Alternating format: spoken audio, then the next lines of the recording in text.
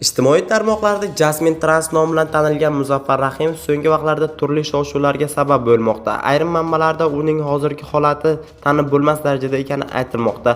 Rasmiy konsulxona va ommaviy axborot vositalari xabariga ko'ra, Muzaffar Rahimov va yana bir nechta nafar O'zbekiston fuqarosi giyohvand moddalar hamda psixotrop vositalarining noqonuniy aylanmasi bilan bog'liq jinoyatlarda gumon qilinib, Turkiya huquq-tartibot doiralari tomonidan qo'lga olingan. Politsiya tomonidan o'tkazilgan tintuvlar davomida ashyoviy dalillar aniqlanib, ekspertiza uchun yuborilgan.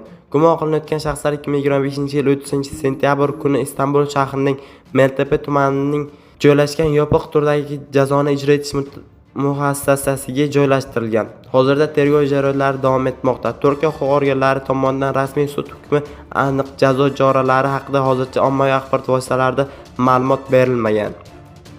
Ijtimoiy tarmoqlarda Muzaffar Rahimov 15-20 yilgacha ozodlikdan mahrum etilishi mumkinligi haqida turli xabarlar tarqalmoqda. Biroq bu ma'lumotlar rasmiy manbalar tomonidan tasdiqlanmagan bo'lib, faqat ijtimoiy tarmoqlardagi taxmin va shov-shuvli gaplar hisoblanadi.